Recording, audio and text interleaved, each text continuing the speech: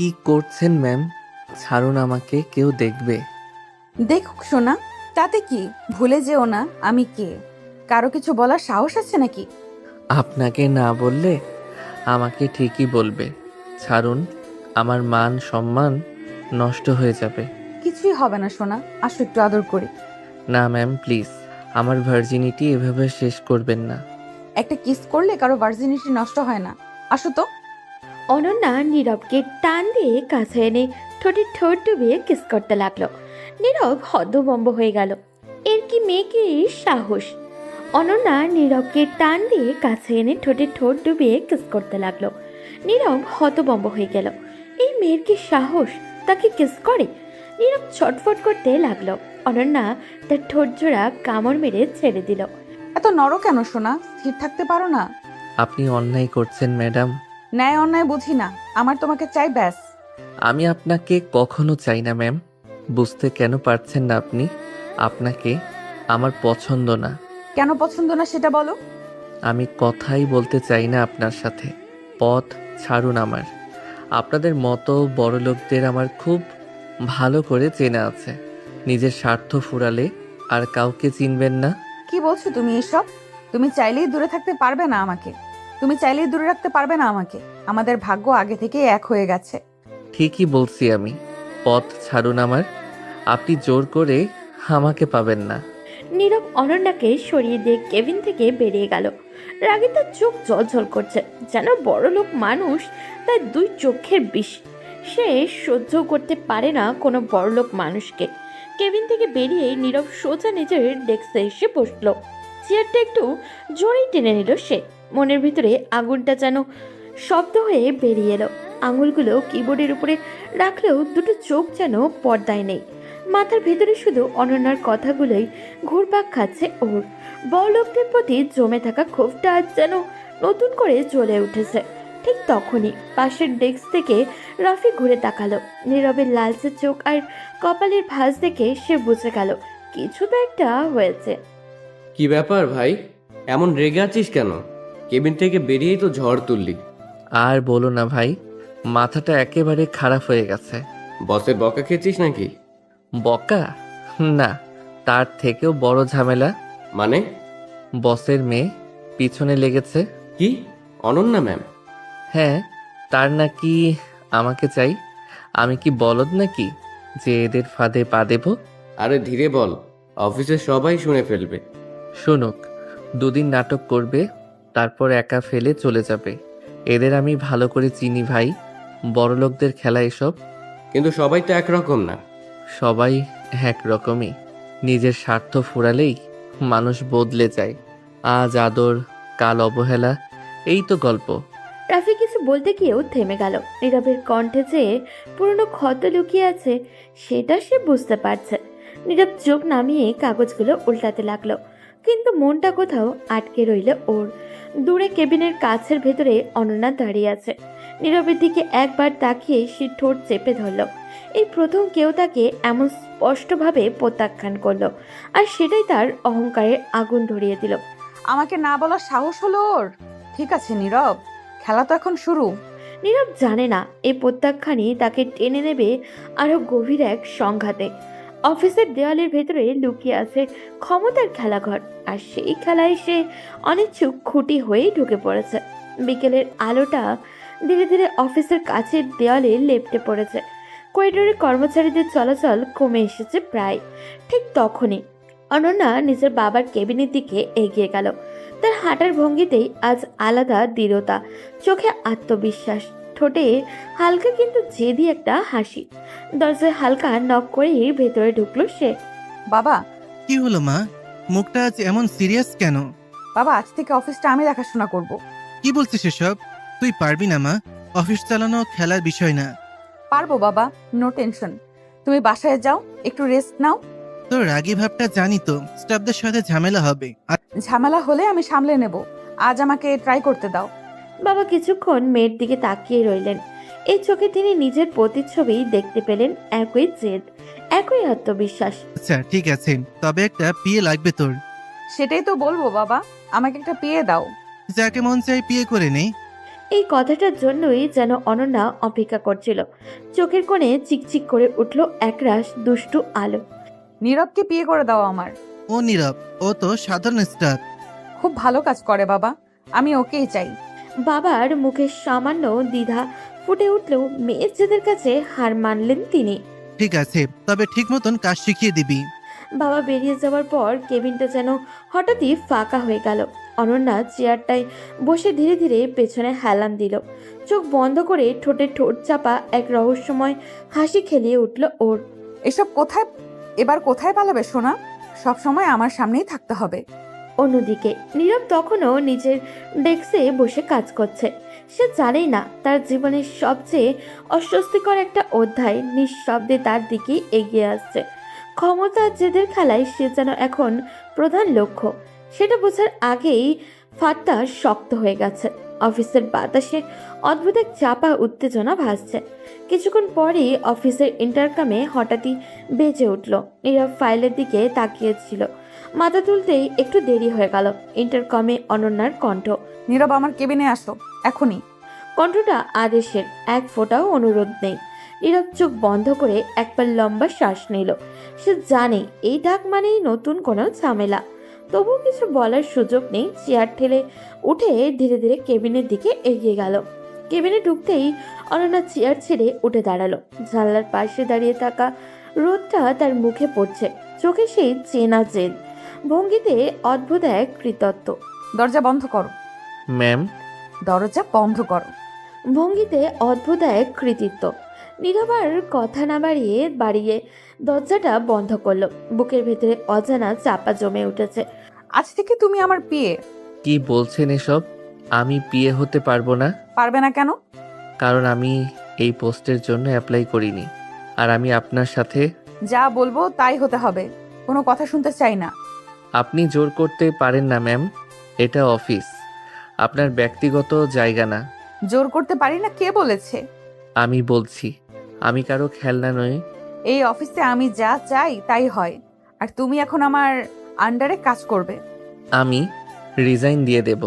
দিলে দাও, কিন্তু তার আগে মনে রেখো, একটা সাইনে তোমার ক্যারিয়ার এখানেই শেষ করে দিতে পারি। কথাগুলো যেন ছুরির মতো বিঁধল। নীরব মুহূর্তের জন্য চুপ করে গেল। অপমান আর রাগে তার হাত কাঁপছে, তবুও মাথা নিচু করলো না। ভয় দেখিয়ে কাউকে নিজের বানানো যায় না ম্যাম। আমি ভয় দেখাচ্ছি না, আমি শুধু আমার ক্ষমতা ব্যবহার করছি। দুজনের মাঝখানে কয়েক সেকেন্ডের নিরাপত্তা।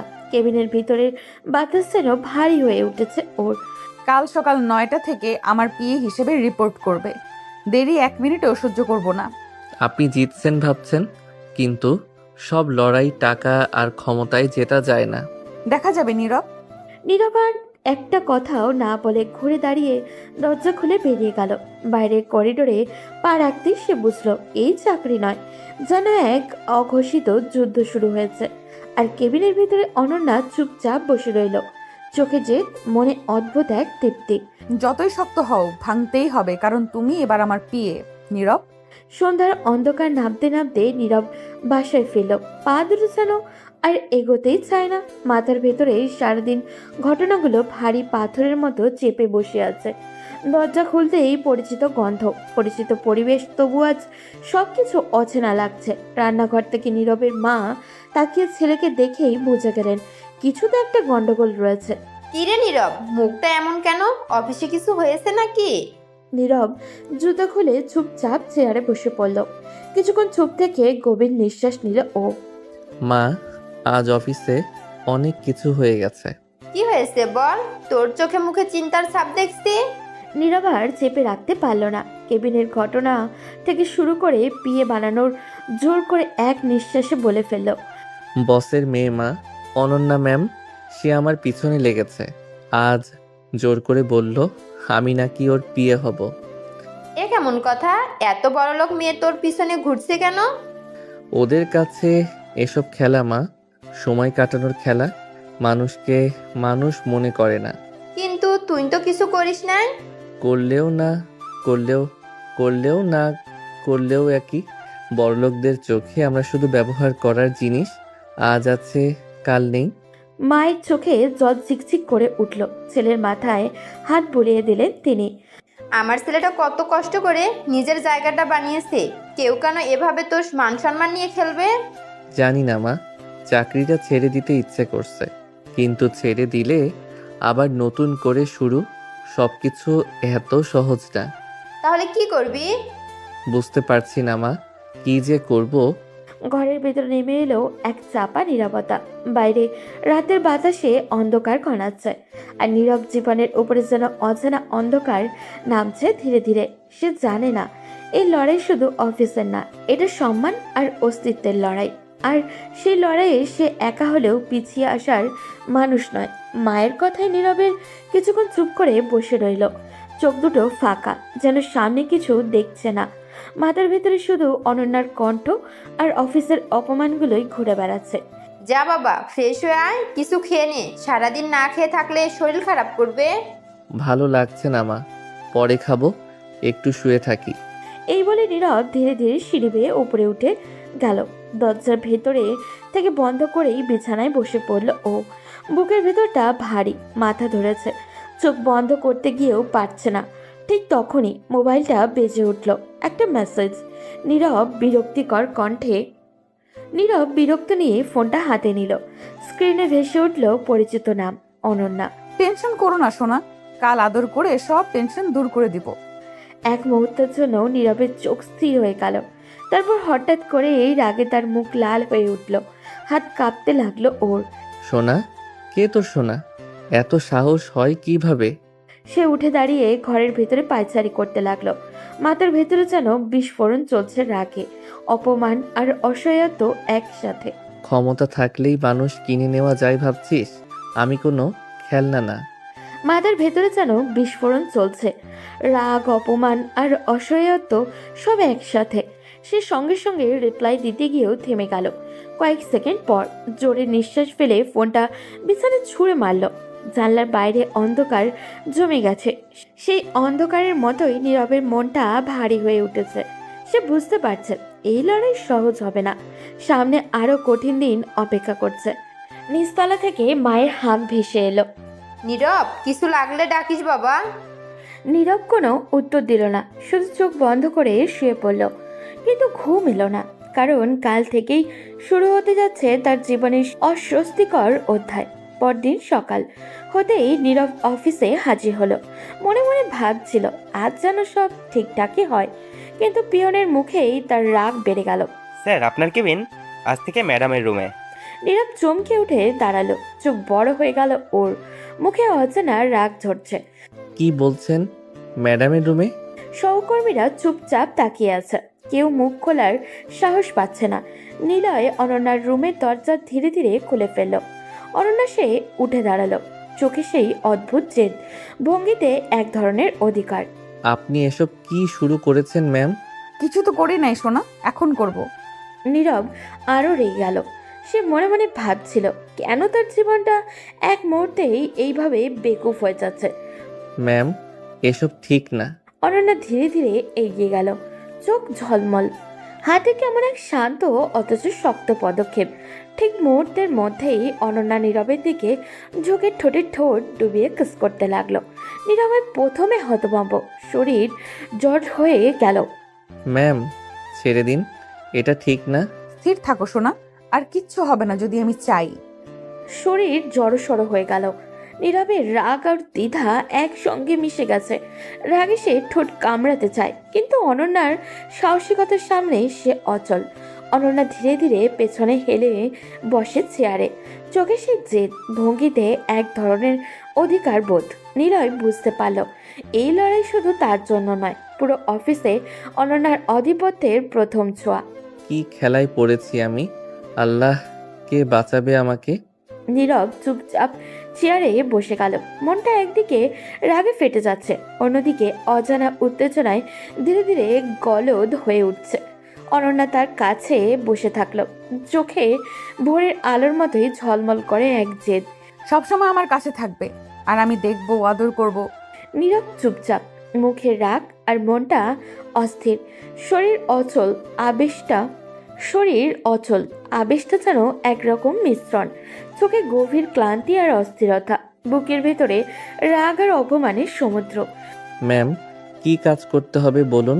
অনন্যা যেটা করতে চায় সেটার জন্যই চোখ ঝলক আর চোখ ছোট ছোট এক জেদি হাসি নিয়ে এগিয়ে এলো। অনন্যা ধীরে ধীরে নীরবের গলা জড়িয়ে ধরে বলে, আগে আদর করো শোনা, তারপর কাজ হবে। বেয়াদবি করবেন না ম্যাম। অনন্যা কিছু না ভেবে আরো কাছে এগিয়ে গেল, চোখে অধিকার বোধ আর ঠোঁটে চাপা হাসি। এটা অফিস, এখানে কাজ করতে আসি, আপনার সাথে রোম্যান্স করতে না। কে বলেছে রোম্যান্স? আমি শুধু দেখছি তুমি ঠিকমতো আমার অধীনে থাকবে কিনা। নীরব চুপ করে দাঁড়িয়ে রইল, হাত দুটো কাঁপছে ওর, চোখে ক্ষোভ আর মনে মনে ভাবছে কি করে এই মেয়ের জেদ রাগ আর ক্ষমতার আঙুল সামলাবে। ম্যাম, আমি আদেশ মানব, কিন্তু সীমারেখা আছে, সেটা লঙ্ঘন করবেন না। সীমারেখা? এখন সেই সীমারেখা ঠিক করব আমি। কি করে এই মেয়ের জেদ রাগ আর ক্ষমতার আগুন সামলাবে। অনন্যা আবারও ধীরে ধীরে এগিয়ে এলো, চোখে জেদ, ভঙ্গিতে অধিকার। মনে মনে বলছে সব সময় এইরকমই থাকবে, যতই চেষ্টা করবে পালানোর। এখন থেকে সব সময় আমার সামনেই থাকবে, আর আমি দেখব আদর করব, মানুক বা না মানুক।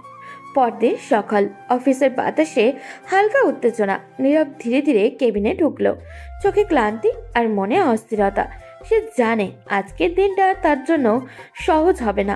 অনন্যা ইতিমধ্যেই বসে আছে, চোখে জেদ, ভঙ্গিতে অধিকার বোধ। নীরবকে একবার দেখেই হালকা হাসি মুখে খেলে গেল ওর। এখন থেকে তুমি আমার পিয়ে শোনা, আমার কথা মতো চলবে। কিন্তু ম্যাম, এটা ঠিক না। আমি অফিসে কাজ করতে এসেছি, আপনার সাথে। কিছু তো বলছি না, কাজ করো ঠিক মতো। নীরব চুপচাপ বসে কাজ করতে শুরু করলো, কিন্তু চোখ বারবার অনন্যার দিকে ঘুরে যাচ্ছে। মনে মনে ভাবছে কি যে করবো এই অবস্থায়। হঠাৎই অনন্যা ধীরে ধীরে এগিয়ে এলো, চোখে ঝলক। এখন থেকে আমার রুমেই তোমার ডেস্ক শোনা, এখানেই কাজ করবে। নীরব একটু অবাক, সে জানে এটা অফিসের নিয়মের বাইরের কাজ, কিন্তু কিছু করার নেই। ম্যাম, এভাবে বসে কাজ করতে অস্বস্তি হচ্ছে। কেন, আমার গায়ে কি পোশাক নাই যে অস্বস্তি লাগছে তোমার? নীরব লজ্জা পাবে। নীরব চুপচাপ বসে থাকে, চোখে রাগ, শরীরে অস্থিরতা। মনে মনে ভাবছে কি যে করবে এই মেয়ের অধিকার, জেদার সাহসের মুখে। অফিসের নিয়ম কোথায় হারালো, আর আমি কোথায় আটকা পড়লাম? নীরব চুপচাপ ডেস্কে বসে কাজ করতে শুরু করলো। ফাইল খুলে কাগজ পেন হাতে নিয়েও মনে এক রাশেই একেবারেই স্থির নয়। চোখে বারবার অনন্যার দিকে ঘুরছে, কিন্তু সে নিজেকে নিয়ন্ত্রণ করছে। অনন্যা ধীরে ধীরে নীরবের দিকে এগিয়ে এলো, চোখে ঝলক, ঠোঁটে হালকা হাসি। কাজ হয়েছে, দেখুন ম্যাম। কাজ পরে করবে, আগে আদর করো শোনা। কাজ দেখলে দেখুন, না হলে আমি চলে যাই। ম্যাম, এভাবে কি হয়? অফিসে কাজ করতে আসি, আর এই মেয়ের জেদ, সাহস, রাগ সবই আমার উপর। চোখে ঝলক আর ঠোঁটে হালকা হাসি, কিন্তু অনন্যা চুপচাপ নেই। সে ধীরে ধীরে আরো কাছে এলো, চোখে জেদ, ঠোঁটে চাপা হাসি। হঠাৎই নীরব হতবাক হয়ে দাঁড়িয়ে থাকতেই অনন্যা তার ঠোঁটে ঠোঁট ডুবিয়ে কিস করতে লাগলো। ম্যাম, ছেড়ে দিন। পালাতে পারবে না সোনা, খুব আদর করব তোমাকে। নীরব এক মুহূর্তের জন্য স্থির হয়ে গেল। রাগ, লজ্জা, দ্বিধা সব একসাথে মাথার ভেতরে ঘুরপাক খাচ্ছে, কিন্তু চোখে হালকা জল জলে ভাব, শরীরে অদ্ভুত এক উত্তেজনা। অনন্যা ধীরে ধীরে পেছনে হেলান দিয়ে বসলো। দুপুরের সূর্য ক্যান্টিনের জানলার কাছে ধোয়া ফেলে, খাওয়া দাওয়ার গন্ধ আর কর্মচারীদের আলাপের শব্দে ভরপুর। নীরব নিজের প্লেট হাতে নিয়ে খোঁচাখুচি করে বসছে, চোখে রাগ আর মনটা অস্থির। ভাই, কপাল তো খুলে গেছে, বিয়ে হয়ে গেল। রাফির চোখে খেলির হাসি, কিন্তু নীরবের চোখে ঝলসানো রাগ। আরে ভাই, কপাল খুলে নাই, বাস পড়ছে কপালে। অমন দজ্জাল মেয়ের বিয়ে হয় জীবন শেষ। কি কি বলো ভাই? অত্যাচার করে মারলো, সারাক্ষণ কাছে আসে। এভাবে কি কাজ করা যায়? অস্বস্তি লাগে। রাফি নীরবের কথায় চুপ, জানে নীরবকে রেগে ওঠা মানেই অফিসের ঘটনার গভীরতা। ও ভাই, তুমি কি করছো না ম্যাডামকে? করব কি, করেও কিছু হবে না। সব সময় তার অধীনে, তার সামনে কাজ করতে বসলেও অস্বস্তি লাগে। প্লেটটা হাতে থেকে নামিয়ে নীরব চেয়ার টানলো। মনে মনে ভাবছে এভাবে আর কতদিন মানবে। অফিসের কাজ আর তার উপরে এই মেয়ের অধিকার আর রাগের লড়াই। ভাই আমি বলছি না, কিন্তু মেয়েটা সত্যিই ভয়ঙ্কর। ভয়ঙ্কর? অমন ধনুষ ধরা মেয়ের কাছে কে বাঁচে সারাক্ষণ আমার কাছাকাছি? ক্যান্টিনে হালকা নীরবতা। কিছু স্টাফ নিজেদের প্লেট নিয়ে পাশের টেবিলে বসে গেছে। কেউ কেউ চুপচাপ নীরবের দিকে তাকাচ্ছে। সমঝোতা আর রহস্যের মিশ্রণ। নীরব নিজের প্লেটে চোখ দিয়ে খাচ্ছে, কিন্তু মন সারা সময় অনন্যার রুম। তার দমন আর তার অদ্ভুত চাপের মধ্যে ঘুরপাক খাচ্ছে। এই মেয়ের অধিকার, জেদ আর রাগের কাছে আমার ধৈর্য আর কত দূর থাকবে? সন্ধ্যা নামে। অফিসের আলো ধীরে ধীরে ম্লান হয়ে যাচ্ছে। ফাইল আর কাগজপত্র সরিয়ে সবাই ধীরে ধীরে বাড়ি যাচ্ছে। নীরব তার ডেস্কে শেষ করে ল্যাপটপটা বন্ধ করলো। নীরব, আমার সাথে চলো। ম্যাম, একাই পারবো। অনন্যার চোখ সরু হয়ে গেল, ঠোঁটে জেদি হাসি। সে ধীরে ধীরে এগিয়ে গেল। আমার সাথেই যেতে হবে, কারণ তুমি আমার পিয়ে। নীরব আর কিছু বলল না। মাথা নিচু করে চেয়ার থেকে উঠে গাড়ির দিকে এগিয়ে গেল। ড্রাইভার গাড়ি চালাচ্ছে। নীরব ধীরে ধীরে পিছনের সিটে বসলো। অনন্যা পিছনের সিটে বসে আছে, চোখে জেদ, ভঙ্গিতে অধিকারবোধ। গাড়ি চলছে। শহরের বাতাস সিটের বাইরে ছড়িয়ে পড়ছে। নীরব নিজের ভেতরের অস্থিরতা নিয়ন্ত্রণ করতে চেষ্টা করছে। হঠাৎই অনন্যার সামনের পর্দা টেনে দিল। গাড়ির ভিতরে বেলুনের মতো নিঃশ্বাসে ভরে গেল রোমান্টিক উত্তেজনা। অনন্যা মৃদু হাসি দিয়ে ধীরে ধীরে এগিয়ে এসে নীরবের কাছে। এবার কি করবে সোনা? নীরব চোখ বড় করে তাকালো। শরীর হিম হয়ে গেল ওর। মনে মনে ভাবছে কেউ যদি দেখে, কিন্তু অনন্যা তার চিন্তা পাত্তা দিচ্ছে না। ধীরে ধীরে নীরবের দিকে ঝুঁকে ঠোঁটে ঠোঁট ডুবিয়ে কিস করতে লাগলো। ম্যাম, কেউ যদি... তুমি এখন আমারই। গাড়ির ভেতরে এক অদ্ভুত নীরবতা। রাগ, অধিকার, লজ্জা, উত্তেজনা সব মিশে এক অচেনা আবেশে তৈরি করছে। নীরব চুপচাপ, চোখে রাগ আর লজ্জা, কিন্তু শরীর অচল। অনন্যা কিস থামাচ্ছে না। গাড়ির ভেতরটা হঠাৎই দম বন্ধ করায় নীরবতায় ভরে গেল। সামনের পর্দা টানা, বাইরের শহরের আলো ছুটে চলেছে। নীরবের বুকের ভেতরটা ধকধক করছে। রাগ আর অপমান আর অসহায়ত্বের একসাথে গলা চেপে ধরেছে যেন ওর। সরুন ম্যাম, আমি এসব পছন্দ করি না। অনন্যা থমকে গেল এক মুহূর্ত। তারপর ঠোঁটে একরাশ জেদি হাসি ফুটে উঠল ওর। তাহলে বিয়ে করে নাও আমাকে, তখন তো কোনো অসুবিধা হবে না আদর করতে। কথাটা শুনে নীরব যেন বিস্ফোরিত হয়ে উঠল। সে হঠাৎই সোজা হয়ে বসে পড়ল। বিয়ে কি ছেলে খেলা নাকি? ইচ্ছা হলেই বলা যায়। সরুন। নীরবের কণ্ঠে এই প্রথম এত স্পষ্ট প্রতিবাদ। কিন্তু অনন্যা থামবার মেয়ে নয়। তার চোখ জ্বলে উঠল অপমানের আগুনে। সে রাগে ঠোঁট চেপে ধরল। আমাকে এইভাবে কথা বলার সাহস পাও কোথা থেকে? সে ঝুঁকে এলো আরো কাছে। নীরব মুখ ঘুরিয়ে নিল। শরীর শক্ত করে বসলো ওর। সে চায় না, সে স্পষ্ট জানিয়ে দিয়েছে, কিন্তু অনন্যা তার জেদে অন্ধ। মুহূর্তের ভেতরে গাড়ির ভেতরের বাতাসটা ভারী হয়ে উঠল। একদিকে ক্ষমতা আর দাপট, অন্যদিকে নীরবের অসম লড়াই। আপনি যা করছেন ঠিক না, একদমই ঠিক না। অনন্যা কোনো উত্তর দিল না, শুধু চোখে একরাশ আগুন আর ঠোঁটে কঠিন দৃঢ়তা নিয়ে নিজের জায়গায় ফিরে বসলো। রাত নেমেছে নিঃশব্দে। ঘরের বাতিটা জ্বলছে ম্লান আলোয়। জানলার বাইরে অন্ধকার আকাশ। দূরে দু একটা কুকুরের ডাক ভেসে আসছে। নীরব বিছানার উপরে ল্যাপটপ খুলে বসে আছে। স্ক্রিনের আলোয় তার মুখটা আরো ক্লান্ত দেখাচ্ছে।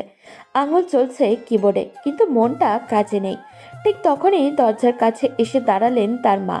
বাবা, কি করিস? কাজ করি মা। মায়ের চোখে ছেলের দিকে তাকিয়ে এক রাজ চিন্তা। সে ধীরে ধীরে ঘরের ভেতরে ঢুকে আসে। যে জায়গায় যেতে বলেছিলাম গিয়েছিলি?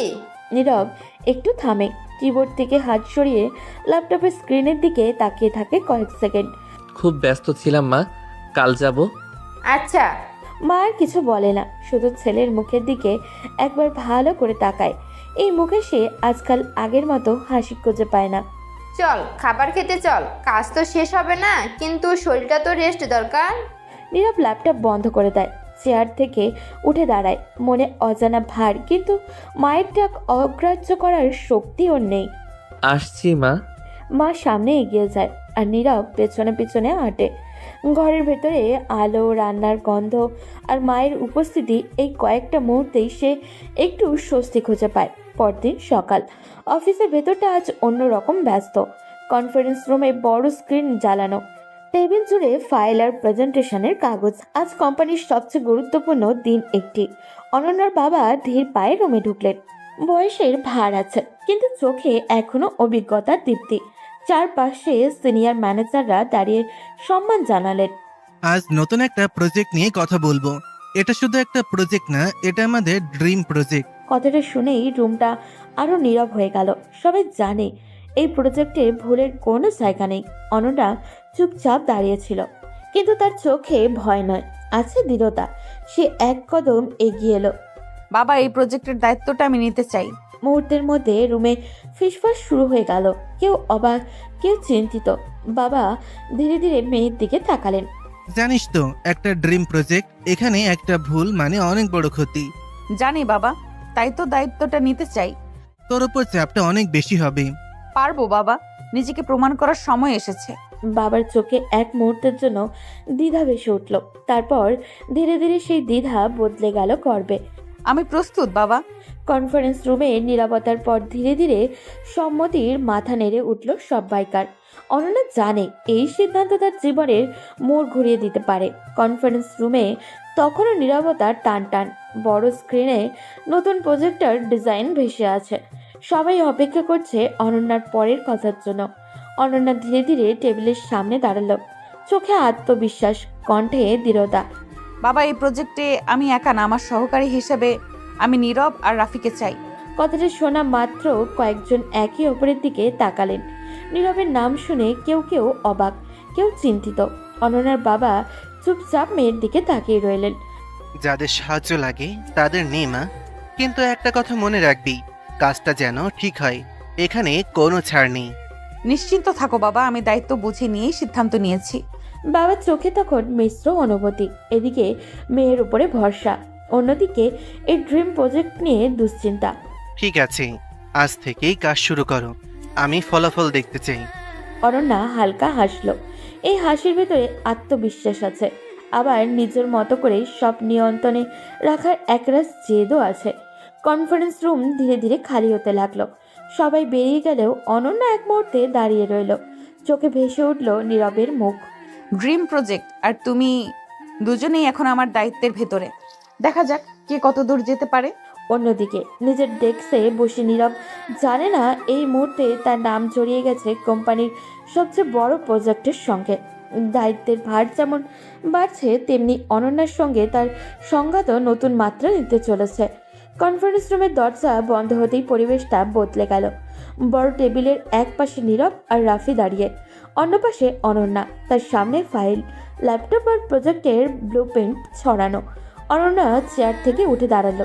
চোখে কোনো হাসি নেই, কণ্ঠে এক ধরনের কঠোরতা, যেটা অফিসের সবাই চেনে। শোনো, এটা সাধারণ কোনো কাজ না, এটা আমার বাবার ড্রিম প্রজেক্ট, আর এখন আমার দায়িত্ব। সে এক এক করে ফাইল দুজনের সামনে ঠেলে দিল, যেন ওদের দেখাতে চায় এটা আসলে কি। নীরব, তোমার দায়িত্ব পুরো ডাটা অ্যানালাইসিস আর রিপোর্ট। একটা সংখ্যাও ভুল হলে আমি ছাড় দেব না। নীরব ফাইলটা হাতে নিল, মুখে চাপা উত্তেজনা, কিন্তু কণ্ঠে স্থির রাখার চেষ্টা। জি ম্যাম। রাফি, তোমার কাজ ক্লায়েন্ট কমিউনিকেশন আর টেকনিক্যাল সাপোর্ট। সময়ের 1 মিনিটও নষ্ট করা যাবে না। জি ম্যাম। অনন্যা দুজনের দিকেই একবার করে তাকালো। সে দৃষ্টিতে প্রশ্রয় নেই, আছে শুধু দাবি। আমি আমার বেস্ট কাজ চাই। এখানে কোনো গাফিলতি, কোনো অজুহাত, কোনো ভুল আমি কিছুই চাই না। সে টেবিলে হাত রাখলো, সামান্য ঝুঁকে দাঁড়িয়ে। এই কাজটা যেন তার জন্য একটা চ্যালেঞ্জ। মনে রেখো, এই প্রজেক্টে আমরা সবাই পরীক্ষার মধ্যে আছি। জি ম্যাম। অনন্যা এবার চেয়ারটায় বসলো, চোখে নামলো ল্যাপটপের স্ক্রিনে, কিন্তু ঠোঁটের কোণে এক চেলতে দৃঢ় হাসি। রাফি ফাইল গুছিয়ে মাথা নেড়ে সম্মতি জানিয়ে কনফারেন্স রুম থেকে বেরিয়ে গেল। দরজাটা বন্ধ হতেই ঘরটা হঠাৎই একটা নিস্তব্ধ হয়ে গেল। নীরব ধীর পায়ে পা বাড়ালো দরজার দিকে। তার মাথার ভেতরে শুধু কাজ, প্রজেক্ট আর এই অদ্ভুত পরিস্থিতি থেকে মুক্তি পাওয়ার চিন্তা। আরে সোনা, তুমি কই যাও? নীরব থমকে দাঁড়ালো। পেছন ফিরে তাকাতেই দেখলো অনন্যা উঠে এসে দরজার সামনে দাঁড়িয়ে গেছে, পথ আটকে। ম্যাম, কাজ আছে, আমাকে কাজ করতে হবে। কাজ তো থাকবেই, কিন্তু তোমার সাথে তো একটু রোম্যান্স করার সময়ও দরকার। কাজের সময় এসব কথা বলেন কেন ম্যাম? এটা অফিস। অনন্যা তার দিকে এক কদম এগিয়ে এলো, চোখে সেই পরিচিত আত্মবিশ্বাস যেটা নীরবকে সব থেকে বেশি অস্বস্তিতে ফেলে। অফিস হোক আর যাই হোক, তুমি আগে শোনা, তারপর কাজ। দয়া করে এমন করে বলবেন না। আমি এখানে চাকরি করতে এসেছি, অন্য কিছু না। মুহূর্তের জন্য অনন্যার মুখের হাসিটা মিলিয়ে গেল, তারপর আবারও ঠোঁটের কোণে ফিরে এলো সেই জেদ ভঙ্গি। তুমি যতই দূরে থাকতে চাও না কেন নীরব, আমি তোমাকে আমার আশেপাশেই চাই। আপনি যা ভাবছেন সেটা কখনো হবে না ম্যাম। প্লিজ আমাকে যেতে দিন। কয়েক সেকেন্ডের নীরবতা, তারপর অনন্যা সরে দাঁড়ালো। এখন আর জোর করতে চায় না ও, তার এখন অনেক দায়িত্ব। যাও, কাজটা ঠিকঠাক চাই কিন্তু। নীরব কোনো কথা না বলে দরজাটা খুলে বেরিয়ে গেল। বুকের ভেতরে অজানা চাপ, মাথার ভেতরে হাজারটা প্রশ্ন। আর অনন্যা, সে দাঁড়িয়ে রইল, চোখের দৃঢ়তা, ঠোঁটে চাপা হাসি। বড় প্রজেক্টের চাপ ধীরে ধীরে পুরো ফ্লোরটাকে গ্রাস করেছে। চারপাশে শুধু কিবোর্ডের শব্দ, ফাইলের খসখসানি আর টেনশনের টান টান উত্তেজনা। নীরব আর রাফি পাশাপাশি বসে কাজ করছে, দুজনের মাঝখানে ছড়ানো রিপোর্ট, চার্ট আর নোট। চোখে ঘুম নেই, কিন্তু দায়িত্ববোধ কোনো ঘাটতি নেই। চাপটা বুঝতেছো তো? এই কাজ যদি ঠিক মতো না হয়, ম্যাডাম ছাড়বে না। বুঝতেছি, তাই তো একটু হেলাফেলা করছি না। এখানে ভুল করার মানে নিজেই আগুনে হাত দেওয়া। নীরব একটা ডাটা আবারও মিলিয়ে দেখে, সামান্য সন্দেহ হলেই নতুন করে যাচাই করছে। এই ফিগারটা আরেকবার চেক কর। একবারও যদি মিস হয় পুরো রিপোর্ট উল্টে যাবে। ঠিক বলছিস। আমি ক্লায়েন্ট সাইডের মেইলগুলো আবার মিলিয়ে নিচ্ছি। দুজনের কথাবার্তায় কোনো হাসি ঠাট্টা নেই, আছে শুধু সতর্কতা আর হিসাব। ভাই, দায়িত্বটা আমাদের ঘাড়ে পড়েছে। কাজ করতে না পারলে যে কি হবে। সময় গড়াতে থাকে, কয়েকটা টাস্ক শেষ হয়, এবার নতুন টাস্ক যোগ হয়। তবুও নীরব আর রাফি একে অপরের সাথে আলোচনা করে বুঝে শুনে এগোয়। তাই তো মাথা ঠান্ডা রেখে কাজ করছি। রাগারাগির সুযোগ দেওয়া যাবে না। এই অংশটা তুমি দেখো, আমি ফাইনাল রিপোর্টটা গুছাই। ঠিক আছে, কিছু বুঝতে না পারলে ডাক দিচ্ছি। দুজনেই জানে এই প্রজেক্ট শুধু কাজ না, এটা তাদের সক্ষমতার পরীক্ষা। একটু ভুল হলেও প্রশ্ন উঠবে তাদের উপরে। রাত অনেকটা গড়িয়ে গেছে, শহরের কোলাহল ধীরে ধীরে নিস্তব্ধতায় ঢলে পড়েছে। ক্লান্ত শরীর নিয়ে নীরব যখন বাড়ির দরজায় পা রাখলো, তখন ঘড়ির কাঁটা গভীর রাতের দিকেই ইশারা করছে। দরজা খুলতেই সে থমকে গেল। ডাইনিং টেবিলে পাশে মা বসে আছে, সামনে খাবার ঢাকা দেওয়া, কিন্তু প্লেট ছোঁয়া হয়নি। চোখ অপেক্ষার ছাপ, মুখে চাপা দুশ্চিন্তা। এত রাত হলো কেন বাবা? নীরব জুতো খুলতে খুলতেই মায়ের দিকে তাকালো। বুকের ভেতরটা কেমন করে উঠল যেন। সে জানে মা খেয়েই তার জন্য বসে আছে। মা, আজ অনেক বড় দায়িত্ব পড়েছে। কাজটা ঠিকঠাক না হলে চলবে না। সে চেয়ারে বসে পড়ল, কাঁধের ভার যেন আরো স্পষ্ট হয়ে উঠল। সারাদিন কাজের প্রেশার, মুখ শুকিয়ে গেছে ওর। অনেক কাজ করতে হচ্ছে মা, তাই দেরি হয়ে গেল। দায়িত্ব ভালো জিনিস বাবা, কিন্তু নিজের শরীরটাও তো দেখতে হবে। আয় আগে খেয়ে নে, সারাদিন কিভাবে কাটাস কে জানে। মা উঠে এসে নীরবের সামনে প্লেট টেনে দিল। ছেলেটার জন্য না খেয়ে এত রাতে বসে আছেন তিনি। নীরব চুপচাপ মাথা নেড়ে বসে থাকে, মাথার ভেতরে কাজের হিসাব, সময়ের চাপ আর অদ্ভুত এক অস্থিরতা ঘুরপাক খাচ্ছে ওর। সে জানে এই দায়িত্ব শুধু অফিস না, তার নিজের জীবনের দিকেও ধীরে ধীরে ভারী হয়ে আসছে। নীরব ধীরে ধীরে ভাত তুলে মুখে দিল। সারাদিনের ক্লান্তি, চাপ আর অস্থিরতার ভিড়ে এই এক মুঠো খাবার যেন হঠাৎ করেই শান্তি এনে দিল। মা, তোমার হাতের রান্না সত্যি অসাধারণ, মুখে লেগে থাকে। মায়ের চোখে তৃপ্তির ঝিলিক ফুটে উঠল। এতক্ষণ যে দুশ্চিন্তা লুকিয়েছিল সেটা একটু হলেও হালকা হলো। তাই নাকি? বিয়ে করলে তোর বউকে শিখিয়ে দেবো যেন সারা জীবন এই সারটা খেতে পারিস। কথাটা শুনে নীরব থেমে গেল। মায়ের দিকে তাকিয়ে বুকের ভেতরে কেমন একটা মোচড় দিয়ে উঠল। তুমি তো সারা জীবন থাকবে মা, তোমার হাতের রান্না খাওয়ার জন্য। মা একটু চমকে তাকালো ছেলের দিকে, মুখে মায়া ভরা হাসি। ছেলেটা তাকে অনেক বেশি ভালোবাসে, তাকে ছাড়া কিভাবে থাকবে। আরে বাবা, সারা জীবন তো কেউ থাকে না। নীরব হঠাৎই গম্ভীর হয়ে গেল, চোখ নামিয়ে আবারও মায়ের দিকে তাকালো। তুমি সারা জীবন থাকবে মা। আল্লাহ যেন তোমাকে তার কাছে না নেয়, আমাকে একা রেখে না যায়। মুহূর্তেই মায়ের চোখ ভিজে উঠল। সে হাত বাড়িয়ে নীরবের মাথায় আলতো করে হাত বুলিয়ে দিল। আল্লাহ যা ভালো মনে করবেন তাই হবে বাবা, তুমি ভালো থাকিস সেটাই আমার চাওয়া। নীরব আর কিছু বলল না, শুধু চুপচাপ খেতে থাকলো। কিন্তু বুকের ভেতরে কোথাও এক অজানা ভয় জমে রইল, যেন সময়, দায়িত্ব আর জীবনের টানাপোড়েন ধীরে ধীরে তাকে এমন এক পথে ঠেলে দিচ্ছে যেখানে সব কিছু একসাথে ধরে রাখা সহজ হবে না। রাত আরও গভীর হয়েছে, ঘরের আলো নিভু নিভু। টেবিল ল্যাম্পের নিচে বসে নীরব আবারও ল্যাপটপ খুলে কাজ করছে। চোখের ক্লান্তি, মাথার ভেতরে শুধু প্রজেক্টের হিসাব। হঠাৎই ফোনটা ভাইব্রেট করে উঠল। স্ক্রিনে ভেসে উঠল একটি ছবি। নীরব থমকে গেল। অনন্যা শাড়ি পরা, চোখে অদ্ভুত আত্মবিশ্বাস, ঠোঁটে সেই চেনা ভঙ্গি। ছবিটা দেখে নীরব কয়েক সেকেন্ড নিঃশ্বাস নিতে ভুলে গেল। এটা কি? ঠিক তখনই ফোনটা বেজে উঠল। নীরব কল রিসিভ করলো। কেমন লাগছে সোনা? এসব কেন পাঠালেন ম্যাম? আমাকে কি হট লাগছে না সোনা? একটু আদর করতে ইচ্ছে করছে না? নীরব চেয়ার ছেড়ে উঠে দাঁড়ালো। রক্ত যেন মাথায় উঠে গেল ওর। এই মেয়ে এতটা বেহায়া কেন? না, এসব কথা আমাকে বলবেন না। কেন? আমি তো তোমাকেই পাঠিয়েছি। আপনি কি আমার স্ত্রী যে আপনাকে আদর করতে মন চাইবে? একদিন হবে নীরব, তখন এসব প্রশ্ন থাকবে না। সেদিন কখনো আসবে না ম্যাম। দয়া করে আমাকে এসব থেকে দূরে রাখুন। নীরব কল কেটে দিল। বুকের ভেতরে অস্বস্তি, মাথার ভেতরে ক্ষোভ আর ভয় একসাথে ধাক্কা দিচ্ছে। সে আবারও ল্যাপটপের দিকে তাকালো, কিন্তু শব্দগুলো আর চোখে ঢুকছে না। আর অন্যদিকে অনন্যা ফোন হাতে বসে রইল, চোখে জেদ, ঠোঁটে নরম একটা হাসি। পরদিন সকাল থেকেই অফিসে আলাদা এক ব্যস্ততা। রিসেপশন থেকে কনফারেন্স রুম, সব জায়গায় প্রস্তুতির চাপ। আজ বিদেশি রায়ার আসবে, আর এই প্রজেক্ট তাদের সামনেই কোম্পানির মুখ। এই প্রজেক্টটাই তাদের সামনে কোম্পানির মুখ। নীরব আর রাফি সকাল থেকেই নোট, স্লাইড আর স্যাম্পল প্রোডাক্ট বারবার মিলিয়ে দেখছে। দুজনের চোখে চাপ, কিন্তু ভেতরে আত্মবিশ্বাস কম নেই। ভাই আজকের দিনটা খুব ইম্পর্ট্যান্ট, একটু গ্যাপও রাখা যাবে না। জানি, ওরা যেন একবারে পরিষ্কারভাবে বুঝতে পারে, সেটাই আমাদের লক্ষ্য। কিছুক্ষণ পর কনফারেন্স রুমের দরজা খুলে যায়। বিদেশি বায়াররা ঢুকে বসে। পরিবেশটা মুহূর্তের মধ্যেই গম্ভীর হয়ে ওঠে। নীরব সামনে এগিয়ে আসে, কণ্ঠ শান্ত, ভঙ্গি পরিপাটি। Welcome to our company. Today we will be presenting our new product and its core features. Say projection স্ক্রিনে স্লাইড চালু করে। প্রজেক্টর গঠন, কোয়ালিটি আর ব্যবহারিক দিয়ে গুলো ধাপে ধাপে ব্যাখ্যা করতে থাকে।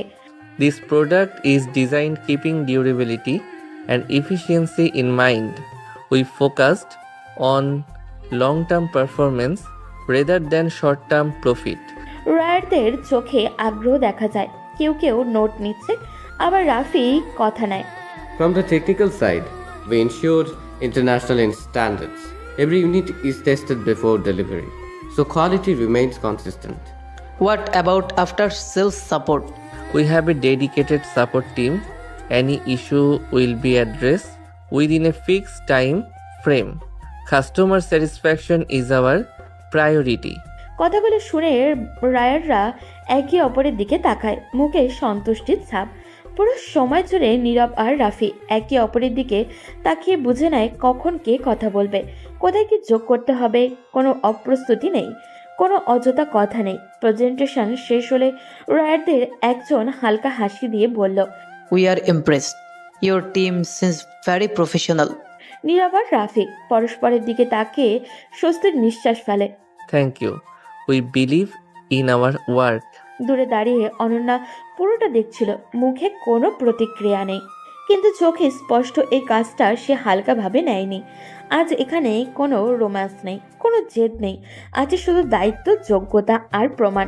প্রেজেন্টেশন শেষ হবার পর বিদেশি রায়াররা কনফারেন্স রুম থেকে বেরিয়ে যায়। ঘরটা এখন নীরব, শুধু ফাইলের পাতা সরানোর শব্দ বাজছে। অনন্যার বাবা ধীরে ধীরে এগিয়ে আসলেন, চোখে সন্তুষ্টি, মুখে হালকা গভীর হাসি। তোমরা আজ সত্যি অনেক ভালো একটা প্রেজেন্টেশন দিয়েছো।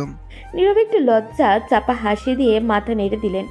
রাফিও একইভাবে মাথা নত করলো। আশা করি এর ফল ভালো আসবে। অনন্যার বাবা এগিয়ে এসে নীরবের কাঁধে হাত রাখলেন। চোখে মায়া, কণ্ঠে স্পষ্ট গুরুত্ব। কাজটা মন দিয়ে করো, একটু হেলাফেলা করা যাবে না। নীরব কনফারেন্স রুমের দিকে তাকালো। বুকটা হালকা চাপা আনন্দে ভরে উঠল। হ্যাঁ স্যার, আমি সব মন দিয়ে করব। রাফি ধীরে ধীরে ফাইলগুলো গুছিয়ে রাখছে। চোখে দেখা যাচ্ছে সবার মধ্যে অদ্ভুত এক দায়িত্ববোধ। আর অনন্যা দূরে দাঁড়িয়ে সব দেখছে। চোখে কোনো প্রতিক্রিয়া নেই, তবে ভেতরের মনে খোলা পাতার সন্তুষ্টি স্পষ্ট। সব ঠিক আছে, আজও সব ঠিকভাবে হয়েছে। আমার বিশ্বাস নীরব সব পারবে। রেস্টুরেন্টের ছোট্ট টেবিলে বসে রাফি আর নীরব আজকের কাজের পর অবসানটা নিতে চাইল। চারপাশে হালকা আলো আর চাপের ঘ্রাণ ধীরে ধীরে মিলিয়ে যাচ্ছে সুস্বাদু খাবারের সুগন্ধে। ভাই, স্যার আজ আমাদের প্রশংসা করলো, বলল ভালো কাজ করেছো, তবে আরো ভালো করতে হবে। করব ভাই, আজকের দিনে আমরা দেখিয়েছি আমাদের দক্ষতা, আগেও হবে আরও ভালো। রাফি হাসলো। দুই বন্ধুর মধ্যে সেই স্বাভাবিক বন্ধুত্বের আলো ফিরে এলো। চলুন বাড়ি যাই, আমার মা তো না খেয়ে বসে থাকবে। ঠিক বলছো, আজও তুমি পুরোটা দায়িত্ব নিয়েছো, এবার বাড়ি ফিরে বিশ্রাম করো। তারা রেস্টুরেন্টের বাইরে এলো। রাতের শহর ধীরে ধীরে নিস্তব্ধ। গাড়িতে উঠে ড্রাইভার গন্তব্যের দিকে গাড়ি চালালো। নীরব চেয়ারটায় বসে মনে মনে ভাবছিল, আজকের দিনটা শুধু কাজের জন্য নয়, নিজের পরিচয় প্রমাণ করার। আর রাফি, সে জানে নীরব শুধু একজন সহকর্মী নয়, এই প্রজেক্টে তার সবচেয়ে বড় অবলম্বন। মা আজও নিশ্চয়ই আমার জন্য অপেক্ষা করছেন। গাড়ি চলে যাচ্ছে, দূরে শহরের আলো ঝলমল করছে। আর নীরবের মন ভরে আছে দায়িত্ব, পরিবার আর কাজের প্রতি এক অনির্দিষ্ট আবেগে। বাড়ি ঢুকতেই ঘরটা শান্ত, শুধু ঘড়ির টিকটিক আর বাইরে রাতের হালকা বাতাসের শব্দ। নীরব ক্লান্ত শরীর টেনে চেয়ারটার বসলো। মা ভাতের থালা নিয়ে এগিয়ে আসলেন। আয় খেয়ে নে বাবা, সারাদিন কিছু খেয়েছিস না। নীরব আস্তে করে থালা হাতে নিল। খাবার মুখে উঠতেই কিছুটা স্বস্তি পেল ও। বাবা, এবার তো বিয়ে করার সময় এসেছে তোমার, তাই না? হ্যাঁ মা, করব। মা এক মুহূর্তের জন্য থেমে তাকালো। চোখে এক চিলতে মায়া আর কণ্ঠে নরম গুরুত্ব। আমার একটা মেয়ে পছন্দ, ওকে একবার দেখবে? মা, কাজের ঝামেলা শেষ হলে দেখব। ঠিক আছে, তুই যা বলিস তাই হবে, কিন্তু মনে রাখিস বিয়ে কিন্তু করতেই হবে। মা, আমি চাই তোমাকে খুশি দেখতে, কাজ শেষ হলেই আমি ঠিকই দেখব। মা সেই মুহূর্তে হেসে উঠলেন, চোখে সন্তুষ্টি আর মুখে মায়ার ছাপ। সে জানে তার ছেলেটা তার কথা ফেলতে পারে না। ঠিক আছে বাবা, তাই ভালো। রাতটা নীরবে গড়িয়ে যায়। নীরবের মনে থাকে কাজের চাপ, দায়িত্বে ভরা আর মা ছেলের এই ছোট্ট মুহূর্তের সান্ত্বনা। কয়েকদিন ধরে দারুণ ব্যস্ততা। নীরব, রাফি আর অনন্যা তিনজনেই সকাল থেকে রাত পর্যন্ত এক টানা কাজ করছে। প্রতিটি রিপোর্ট, প্রতিটি প্রেজেন্টেশন, প্রতিটি details, the handle everything perfectly. আর সেই মুহূর্ত এসেছে, প্রজেক্টটা সফল হয়েছে। অফিসের সব কোণায় এক অদ্ভুত আনন্দের ছাপ। কনফারেন্স রুমে সবাই মিষ্টি খাচ্ছে, হাসি, আনন্দ, প্রশংসা সবাই মিলেমিশে ঘরে ভেসে উঠেছে। অনন্যার বাবা দূরে দাঁড়িয়ে সব দেখছেন, চোখে সন্তুষ্টি, মুখে গভীর হাসি। অনন্যা, তুমি সত্যিই চমৎকার কাজ করেছো, তোমার নেতৃত্বে সবকিছু ঠিকঠাক হলো। ধন্যবাদ বাবা, আমি চেষ্টা করেছি। নীরব ও রাফি পাশ থেকে খুশি হেসে তাকিয়ে আছে, মনে মনে খুশি যে তাদেরও কঠোর পরিশ্রমের ফল এসেছে। ভাই, আজ পুরোটা ঠিকঠাক হলো, আর কিছু বলার নেই। হ্যাঁ ভাই, কঠোর পরিশ্রম করে সফল হলে আনন্দটা অন্যরকম হতো। অনন্যা বাবার প্রশংসা শুনে চোখে সামান্য মায়া আর গর্বে ফুটে উঠল। মুখে কোনো প্রতিক্রিয়া না দিয়েও মনটা বলছে, সবার সাহায্যে এই কাজটা করতে পেরেছি। নীরব মনে মনে ভাবল, এই মুহূর্তগুলোই কাজ সত্যিকারের পুরস্কার। এই প্রফেশনাল সফলতা নয়, একসাথে কাজ করার বন্ধুত্ব, দায়িত্ববোধ আর সম্মান সব মিলেই আনন্দের এক নতুন মাত্রা। পরের দিন নীরব নিজের ডেস্কের দিকে হেঁটে যাওয়ার সময় অনন্যা হঠাৎ করেই ফোন করলো। নীরব, আমার কেবিনে আসো। নীরব কিছুটা অবাক হয়ে গেল, কিন্তু যেহেতু অফিস তাই এখন শান্ত। সে ধীরে ধীরে অনন্যার কেবিনের দিকে এগোলো। কেবিনে ঢুকতেই অনন্যা হঠাৎই রুমের দরজাটা আটকিয়ে দিল। তারপর নীরবের কাছে এসে তাকে জড়িয়ে ধরল। ম্যাম, কি করছেন? ছাড়ুন, কেউ দেখলে আমার চাকরি চলে যাবে। কিছু হবে না সোনা, এখন সময় এসেছে। এতদিন কাজের চাপের মধ্যে তোমাকে আদর করতে পারিনি, এবার করব। সঙ্গে সঙ্গে নীরব গলার কাছে এগিয়ে এলো, কোমল হাত দিয়ে তাকে টানে এবং হঠাৎই তার ঠোঁটে ঠোঁট ডুবিয়ে কিস করতে লাগলো। Ma'am please. অরুণা কোনো উত্তর শুনতে চায় না, চোখে জেদ, হাতে দৃঢ়তা আর ঠোঁটে অদ্ভুত এক নরম ছোঁয়া। এবার পালাবার সময় নেই সোনা, অনেক দিন ধরে অপেক্ষা করেছি। সব টেনশন, সব কাজের চাপ এখন সব শেষ। নীরব কিছু বলতে পারছিল না। লজ্জা, বিস্ময় আর অপ্রত্যাশিত উত্তেজনা সব মিলেমিশে তার হাত পা ফাঁকা করে দিল। কেবিনের ভেতরে বাতাসটা ক্রমশ ভারী হয়ে আসছে। দরজার ওপাশে অফিসের স্বাভাবিক কোলাহল, আর ভেতরে এক অস্বস্তিকর নীরবতা। অনন্যা ধীরে ধীরে একদম এগিয়ে আসে, চোখে প্রশ্ন, কণ্ঠে চাপা আবেগ। তুমি আমাকে ইগনোর করো কেন সোনা? আমি তো তোমাকেই চাই মনে প্রাণে। আমি আপনাকে পছন্দ করি না ম্যাম। কেন, আমি কি কম কিছু? আমি তোমার পাশে থাকতে চাই, তোমাকে আগলে রাখতে চাই। কথাটা অনন্যার বুকে সরাসরি এসে লাগে। সে এক মুহূর্ত থমকে যায়। এমন সোজাসাপটা উত্তর সে আশা করেনি। আপনি যা ভাবছেন সেটা আপনার অনুভূতি, কিন্তু আমার অনুভূতি আলাদা। আমি জোর করে কারো ভালোবাসা নিতে পারি না, দিতেও পারি না। অনন্যার চোখে জেদ আর কষ্ট একসাথে ভর করে। সে ধীরে ধীরে কণ্ঠ নরম করে বলে, আমি তো কখনো কাউকে চাইনি এভাবে। তোমার মধ্যে কিছু একটা আছে নীরব, যেটা আমাকে টানে। টান থাকলেই সব ঠিক হয় না ম্যাম। আমি শান্ত একটা জীবন চাই, সম্মান চাই। কাজটাই আমার কাছে সবচেয়ে গুরুত্বপূর্ণ। কেবিনের ভেতরে আবারও নীরবতা নামে। অনন্যা ধীরে ধীরে ঘুরে জানালার পাশে গিয়ে দাঁড়ায়, শহরের দিকে তাকিয়ে থাকে কিছুক্ষণ। তুমি খুব কঠিন নীরব। না ম্যাম, আমি শুধু নিজের সীমা জানি। অনন্যা আর কিছু বলে না। নীরব দরজার দিকে এগোয়, বের হওয়ার আগে একবার পেছনে তাকায়। আশা করি আপনি আমার কথাটা বুঝবেন। আমি কাজ করতে চাই, শুধু কাজ। দরজাটা বন্ধ হয়ে যায়। অনন্যা একা দাঁড়িয়ে থাকে কেবিনে। এই প্রথম কেউ তার চাওয়া ফিরিয়ে দিয়েছে, শক্ত করে এবং স্পষ্ট করে। আর এই প্রত্যাখ্যানই হয়তো নতুন কোনো মোড়ের শুরু। রাত নীরব, ঘরের বাতাসে হালকা ঠান্ডা, ল্যাম্পের আলো মৃদু ঝলমল করছে। নীরব ল্যাপটপ নিজ কাজে শেষ করে চেয়ার থেকে উঠে আসছে। বাবা, মেয়েটাকে দেখ একবার, দেখতে হবে পছন্দ হয় নাকি। মা, তোমার পছন্দই আমার পছন্দ, দেখার দরকার নেই। মা নীরবের দিকে ধীরে ধীরে এগিয়ে এলেন, চোখে মায়া, কণ্ঠে কিছুটা আড়াল থাকা অনুভূতি। আমি জানতাম তুই আমাকে ভরসা করিস। নীরব সামান্য থেমে তাকালো, কিছু বুঝতেও পারছে না। আসলে মেয়েটা আমার বান্ধবীর, ছোটবেলায় ওর সাথে আমি কথা দিয়েছিলাম আমরা বিয়ান হব। নীরব চোখ বড় করে তাকালো। মা অবশেষে তার সামনে সব খুলে বললেন। সেজন্যই এই ব্যবস্থা। আসলে বিয়ে আগেই ঠিক করে রেখেছি, তোর কাছে বলতে সাহস পাইনি। তাহলে সব আগে থেকে ঠিক ছিল? হ্যাঁ বাবা, তাই তোমার একবার দেখে নেওয়া উচিত। ধন্যবাদ মা, আমার জন্য সব ঠিক করে রেখেছেন। সবসময় চেষ্টা করেছি বাবা, সবসময় চাই তুই খুশি থাক। ঘরটা রাতের নীরবতায় ভরা। ল্যাম্পপোস্টের নরম আলোয় মা আর ছেলে বসে আছে। বাতাসের হালকা শব্দ বাইরে ভেসে আসছে, কিন্তু ঘরের ভিতরে এক অদ্ভুত শান্তি। তাহলে বাবা বিয়ের দিন ঠিক করি। মা, তোমার যা ভালো মনে হয় তাই করো। মা খুশি চোখে আনন্দের ঝিলিক ফেলেন। মা মনে হলো এত বছরের অপেক্ষা শেষে সব ঠিকঠাক হয়ে গেছে।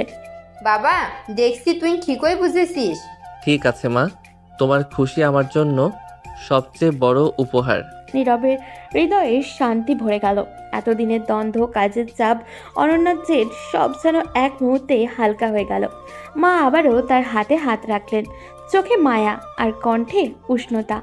সব ঠিক আছে বাবা, দেখি কথা বলে। মা, এত তাড়াতাড়ি? কয়েকদিন কেটে গেছে। অফিসের চাপ, কাজের দায়িত্ব সব সামলাচ্ছে নীরব, কিন্তু বাড়িতে রাতের শান্তি ভিন্ন এক উচ্ছ্বাস নিয়ে আসে তার মনে। সমস্যা নেই বাবা, শুভ কাজ ফেলে রেখে লাভ কি। নীরব কিছুক্ষণ চুপচাপ, মাথা নত করে থাকে, মনে মনে ভাবছে মা সবসময় কি দ্রুত সিদ্ধান্ত নেন। ঠিক আছে মা, তোমার ইচ্ছে। আরে বাবা, বৌমা যত তাড়াতাড়ি আসে ততই ভালো, এভাবে আমাদের পরিবার আনন্দে ভরে যাবে। নীরব হালকা নিঃশ্বাস নিয়ে মনে মনে ভাবল, মা সত্যি সব সময় তার খুশির কথাই ভাবেন। এই উচ্ছ্বাস আর খুশি তার মনকে অনন্য এক প্রশান্তি ভরিয়ে দিল। পরের দিন সকালে নীরবের জন্য একটু অন্যরকম। ল্যাপটপের স্ক্রিনে চোখ থাকলেও ঠোঁটের কোণে লুকানো হাসি কাজ করছে মন দিয়ে, কিন্তু ভেতরে এক অদ্ভুত হালকা আনন্দ। রাফি হেঁটে এলে নীরবের টেবিলের পাশে দাঁড়ায়। কিরে ভাই, আজ তুই এত খুশি কেন? মুখে যেন আলো লেগে আছে। আরে না ভাই, তেমন কিছু না, কাজই তো করছি। আরে ভাই, আমাকে চিনস না? তোর মুখ দেখে বুঝতেছি, কিন্তু কিছু একটা আছে। বল না, কি হয়েছে? আমার আমার বিয়ে ঠিক হয়েছে সামনের সপ্তাহেই। কি বলিস? সত্যি? আরে ভাই, এই তো খবর। অভিনন্দন দোস্ত, দারুণ খবর দিছস। দোয়া করিস ভাই। ঠিক সেই মুহূর্তে পাশ দিয়ে অনন্যা হেঁটে যাচ্ছিল কেবিনের দিকে। কথাগুলো তার কানে এসে লাগে। বিয়ে ঠিক হয়েছে সামনের সপ্তাহে, শব্দগুলো কেন যেন তার বুকের ভেতরে আঘাত করে। এক মুহূর্ত থেমে যায় সে, মুখের হাসি মিলিয়ে যায়, চোখে জমে ওঠে অদ্ভুত এক ছায়া। তার নিজেকে সামলে নেয়। নীরব, একবার আমার কেবিনে আসবেন এক্ষুনি। নীরব একটু চমকে ওঠে, রাফির দিকে তাকায়। নীরব ভাবছে, ম্যাম আবার কিছু শুনে ফেললো নাকি? তাহলে তো বিপদে পড়বে। যা ভাই, মনে হয় জরুরি। নীরব ধীরে ধীরে চেয়ারে ছেড়ে উঠে দাঁড়ায়। বুকের ভেতরে অজানা একটা অস্বস্তি। কেবিনের দরজার দিকে হাঁটতে হাঁটতে তার মনে হয় এই ডাকের ভিতরে শুধু কাজের কথাই নেই, লুকিয়ে আছে আরও কিছু। কেবিনের দরজাটা বন্ধ হয়। বাইরে অফিসের স্বাভাবিক কোলাহল আর ভেতরে জমে ওঠা নীরবতা যেন আসন্ন ঝড়ের পূর্বাভাস। নীরব কেবিনে ঢুকতেই অরণ্যার চোখে আগুন জ্বলে উঠল। মুহূর্তের মধ্যেই সে দরজার দিকে ঘুরে গিয়ে লকটা লাগিয়ে দিল। কেবিনের ভেতরে ভারী নীরবতা নেমে এলো, যেন বাতাসও থমকে গেছে আজকে। ম্যাম, দরজাটা খুলুন, এটা ঠিক হচ্ছে না। অনন্যা ধীরে ধীরে তার দিকে এগিয়ে আসে। কণ্ঠ কাঁপছে ওর, রাগ আর কষ্ট মিশে একাকার। ঠিক হচ্ছে না? তখন ঠিক ছিল, যখন দিনের পর দিন আমাকে এড়িয়ে গেলে। তখন আমার চোখের দিকে তাকিয়েও কিছু দেখোনি। অনন্যা খুব কাছে এসে দাঁড়ায় ওর। নীরব পেছনে এক পা সরে যায়, তার চোখে স্পষ্ট আতঙ্ক আর দৃঢ়তা। তোর এত বড় সাহস, আমাকে ফেলে বিয়ে করবি? আমি কি তোর চোখে পড়ি না? তুই কি দেখিস না আমাকে?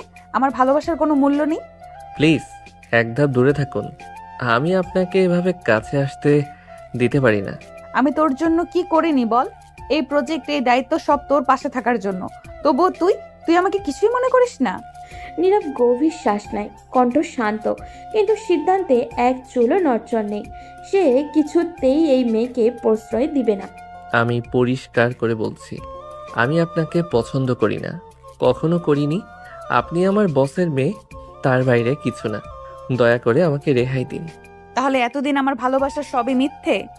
মিথ্যে না, কাজ ছিল, সম্মান ছিল, কিন্তু ভালোবাসা ছিল না।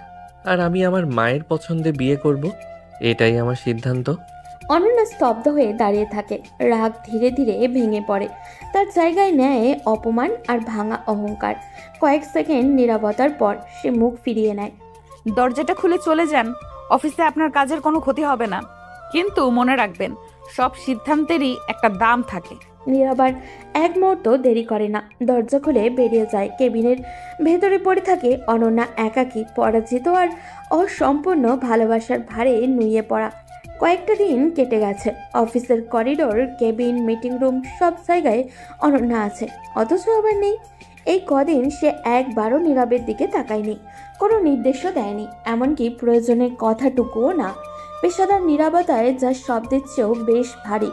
নীরব কাজ করছে ঠিকই, ফাইলের পর ফাইল, মেইলের পর মেইল, কিন্তু মনটা কোথাও যেন আটকে থাকে ওর। হঠাৎই অনন্যার মুখটা মনে পড়ে যায় ওর, তার রাগ, তার চোখের আগুন, আবার কখনো সেই অদ্ভুত দুর্বল কণ্ঠ, সব একসাথে ভিড় করে আসে ওর মনে। নীরব নিজের মনকেই ধমক দেয়। এসব ভাবার কিছু নেই, সে আমার বস ছিল, আছে, এর বেশি কিছু না। আমি ভুল ভাবছি, আমাকেই সামলাতে হবে। তবুও মনটা আজকাল অদ্ভুত। অফিস শেষে বাড়ি ফিরে সেও অস্বস্তি কাটে না, যেন কিছু একটা অসম্পূর্ণ রয়ে গেছে, অথচ সেটা পূরণ করার ইচ্ছাটাও সে জোর করে চেপে রাখে। রাতে ঘরের আলোটা বেশ নরম। নীরব বিছানায় বসে মোবাইল ঘাঁটছে, অথচ মনোযোগ নেই তার। তখনই মা এসে পাশে বসলেন। বাবা, একটা কথা জিজ্ঞেস করি। হ্যাঁ মা, বলো। বিয়ে তো আর 2-3 দিন পরে, অফিস থেকে ছুটি নিবি কবে? কালই অফিসে ছুটির দরখাস্ত দিয়ে দিব মা। ভালো করবি, এই সময়টায় কাজের চাপ নেওয়া ঠিক না, মনটা একটু ফাঁকা থাকুক। ঠিক বলছো মা। মা উঠে চলে যায়। ঘরে আবারও নীরবতা নামে। নীরব জানলার বাইরে তাকিয়ে থাকে।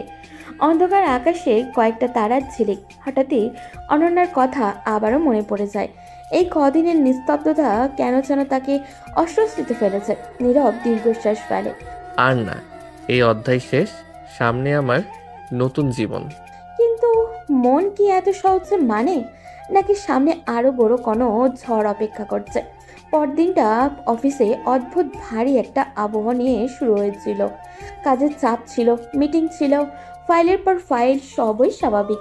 অস্বাভাবিক ছিল শুধু অনন্যা আর নীরবের মাঝে। দিনের কাজ শেষ করে নীরব ধীরে ধীরে অনন্যার কেবিনের সামনে এসে দাঁড়ায়। কয়েক সেকেন্ডে দরজার সামনে থমকে থাকে। বুকের ভেতরে কেমন জানি চাপা লাগে, তবু নিজেকে শক্ত করে নক করে ও। ম্যাম, আসতে পারি? ভেতর থেকে কোনো জবাব আসে না। কয়েক সেকেন্ড পর অনন্যা কণ্ঠ ক্লান্ত আর ভাঙা। ভেতর থেকে কোনো জবাব আসে না। কয়েক সেকেন্ড পর অনন্যার কণ্ঠ ক্লান্ত আর ভাঙা। আসুন। নীরব ঢুকে দেখে অনন্যা চেয়ারে বসে আছে। টেবিল সরে কাগজ, ল্যাপটপ খোলা।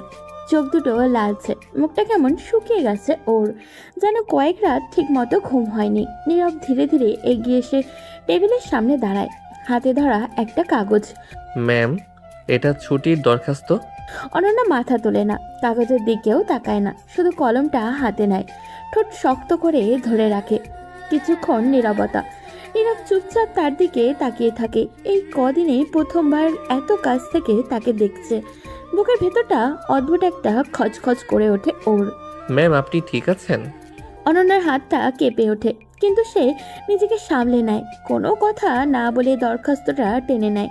চোখ নামানোই থাকে কাগজে। কয়দিন? 4 দিন ম্যাম। অনন্যা আর কিছু বলে না, কলম চালায়। শব্দটা কেবিনের নীরবতার অস্বস্তিকরভাবে কানে বাজে খসখস করে। দরখাস্তে সই করে কাগজটা নীরবের দিকে ঠেলে দেয়। ছুটি মঞ্জুর। মাত্র 2টা শব্দ, অথচ শব্দ দুটো যেন ছুরির মতো বুকে বিঁধে যায়। নীরব কাগজটা হাতে নেয়, তবুও না পড়ে না, তবুও পা নড়ে না। সে তাকিয়ে থাকে অনন্যার দিকে। মেয়েটা চোখ তুলে তাকায় না, জানলার বাইরে তাকিয়ে আছে। সূর্য ডুবে যাচ্ছে, আলো কমে আসছে। ধন্যবাদ ম্যাম। কোনো উত্তর আসে না। অনন্যা শুধু চোখের পাতা নামিয়ে নেয়। নীরব আর কিছু না বলে কেবিন থেকে বেরিয়ে যায়। দরজা বন্ধ হতেই অনন্যা চোখ বন্ধ করে চেয়ারের পেছনে হেলে পড়ে। বুকের ভিতরে জমে থাকা কষ্টটা আর ধরে রাখতে পারে না ও। চলে যাচ্ছ? সত্যিই চলে যাচ্ছ নীরব? অন্যদিকে করিডোর দিয়ে হাঁটতে হাঁটতে নীরব হঠাৎই থেমে যায়। দরখাস্তটা শক্ত করে ধরে রাখে। কেন যেন আজ ছুটি নেওয়াটা সবচেয়ে কঠিন লাগলো।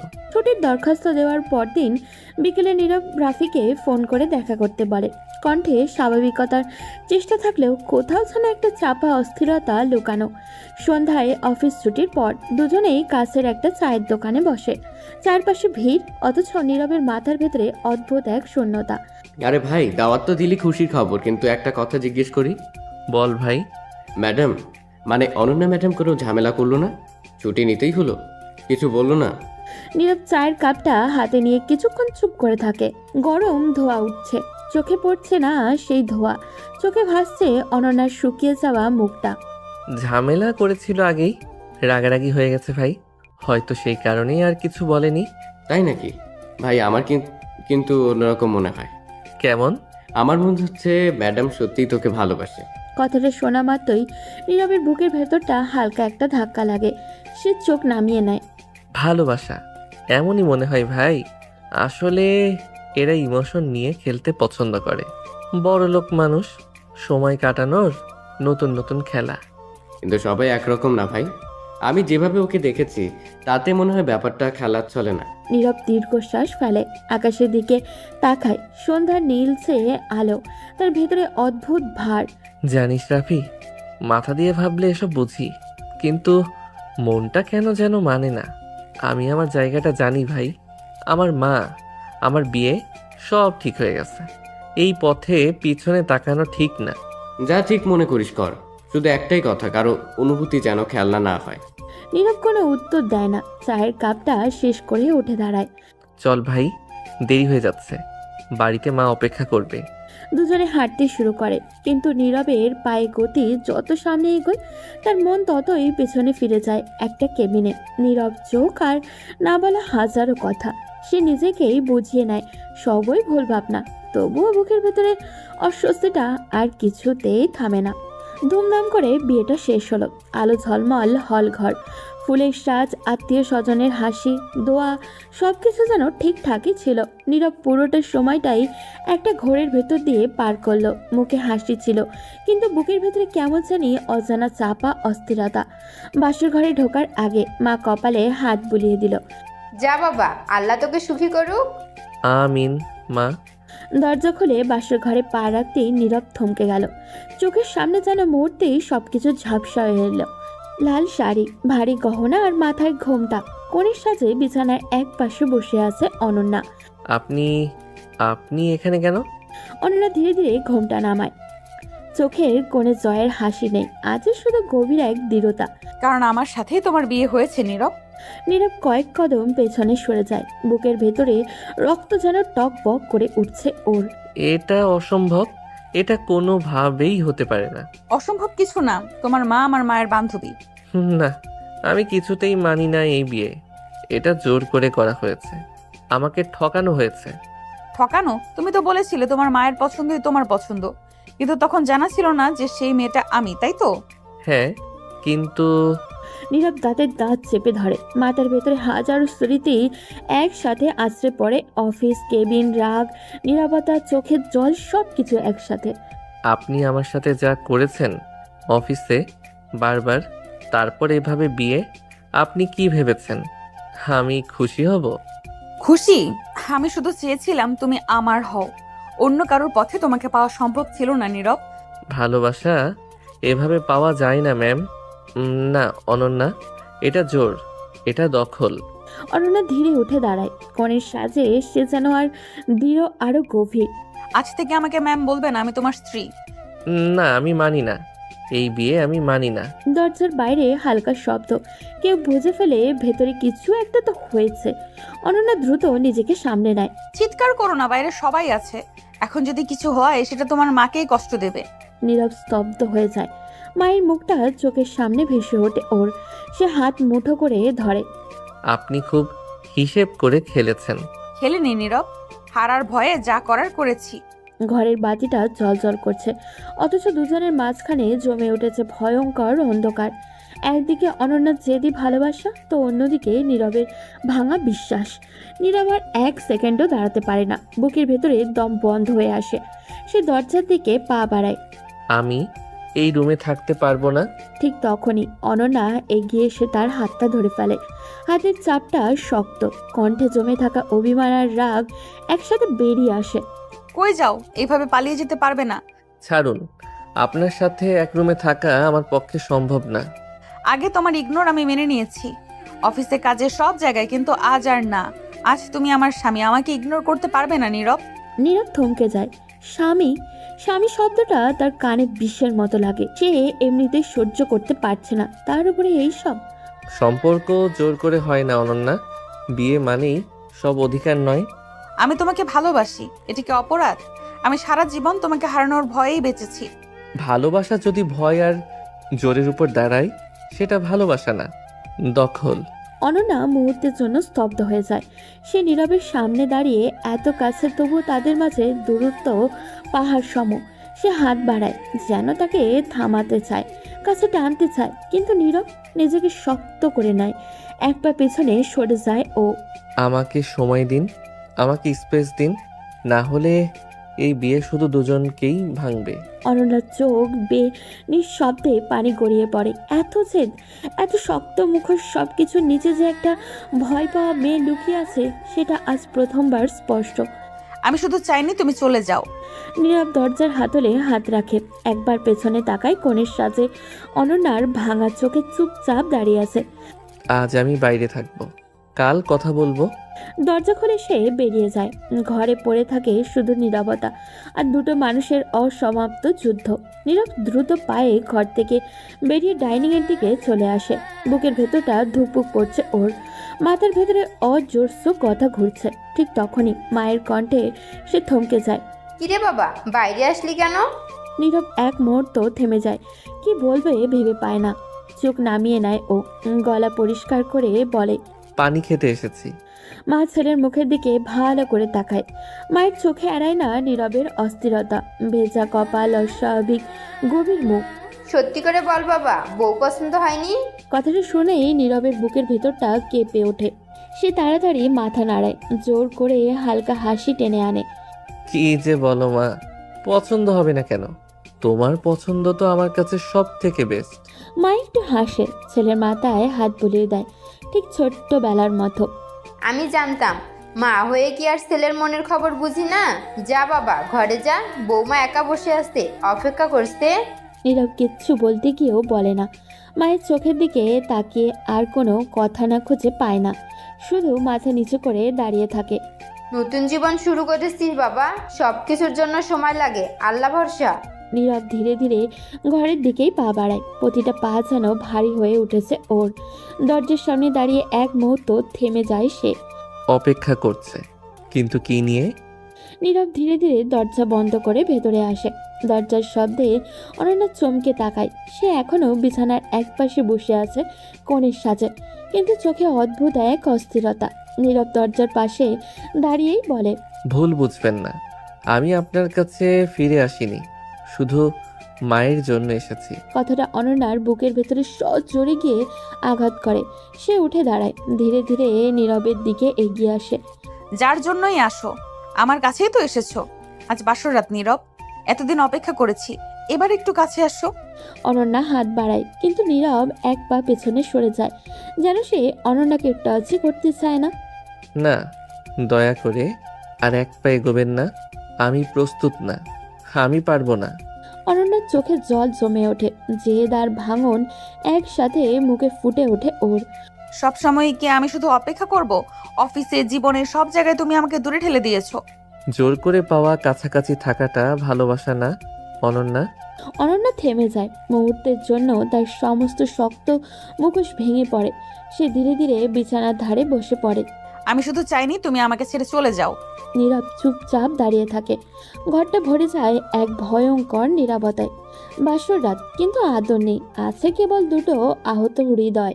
আজ আমরা দুজনেই চুপ থাকি, এতে হয়তো কাল কথা বলার শক্তি থাকবে। অনন্যা মাথা নিচু করে বসে থাকে।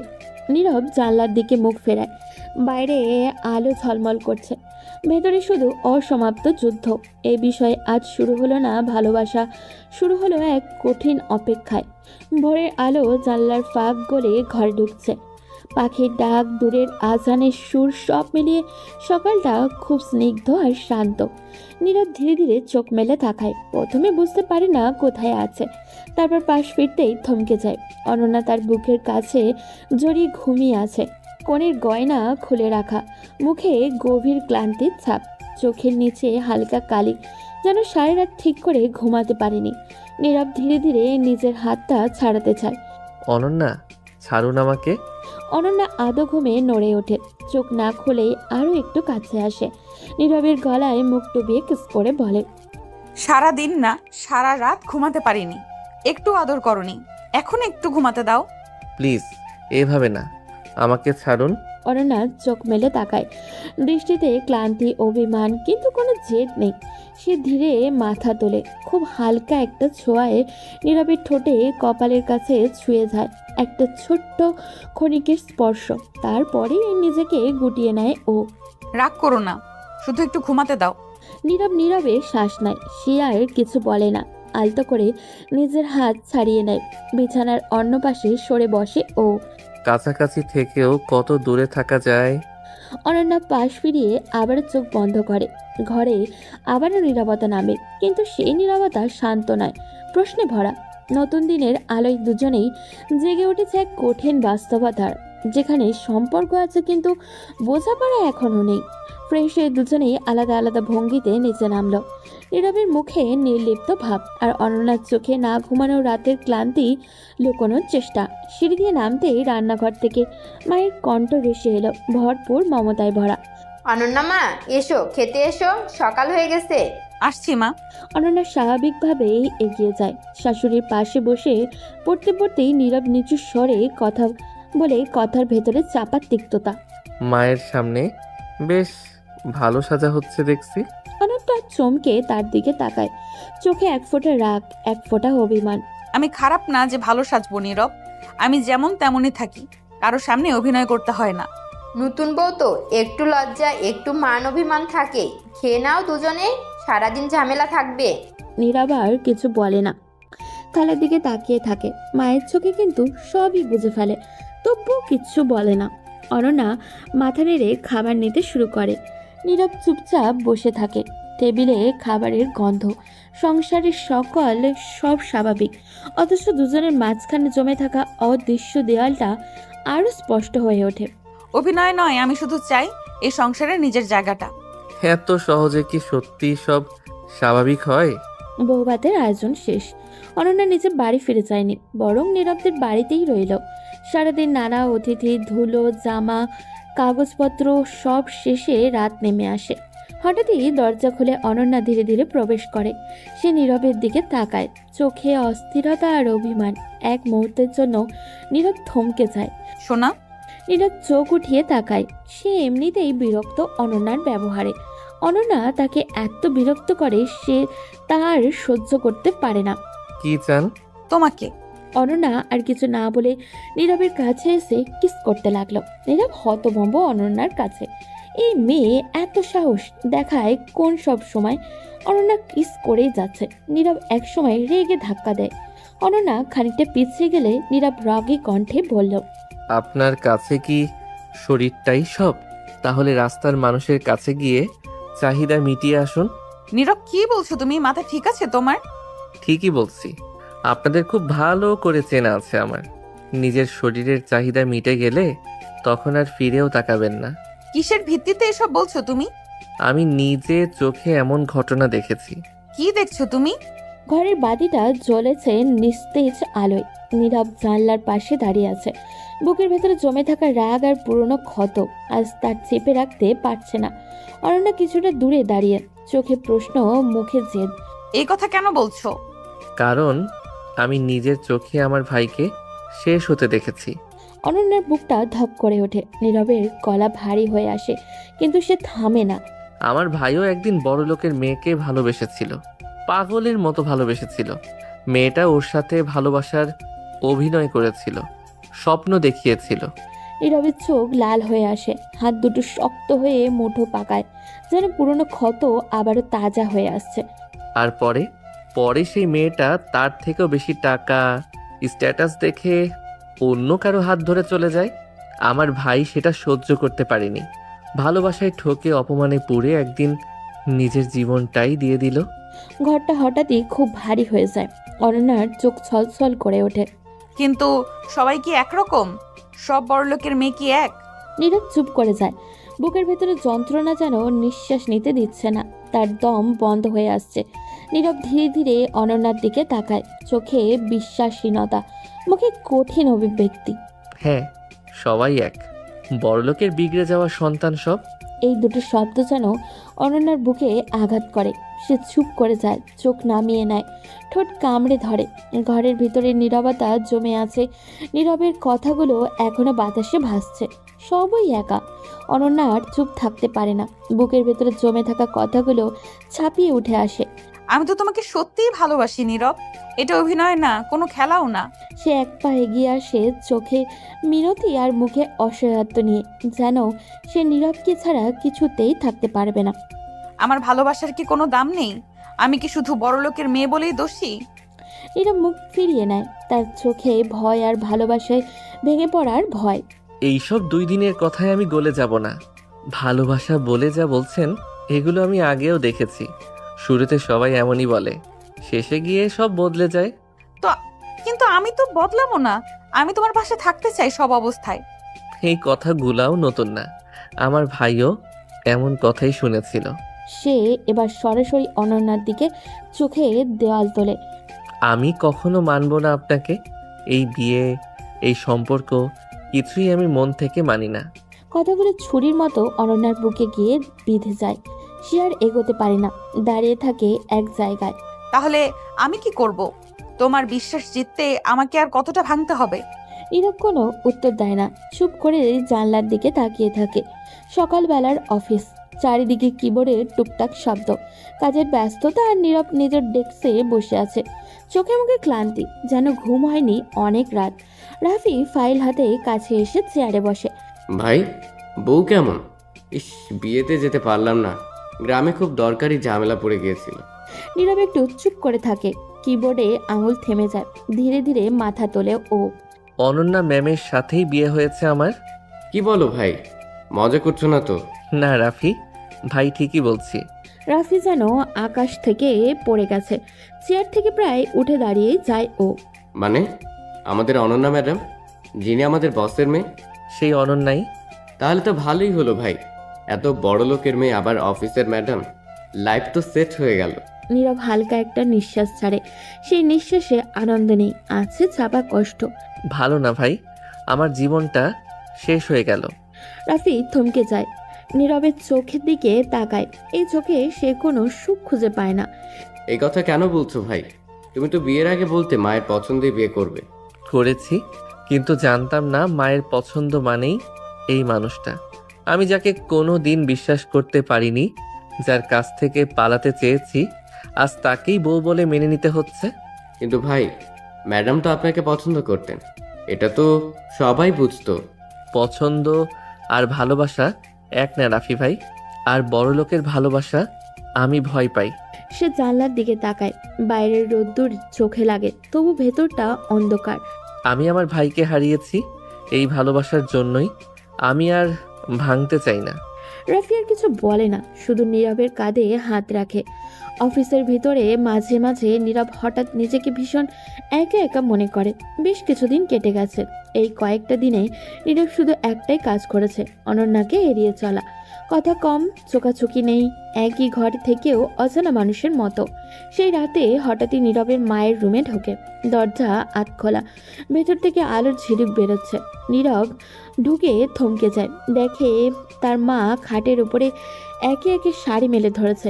আলমারির ভিতর থেকে বের করা হয়েছে পুরনো গহনা, সোনার চুড়ি, নেকলেস, কানের দুল, সব যত্ন করে সাজানো। এসব কি করছো মা?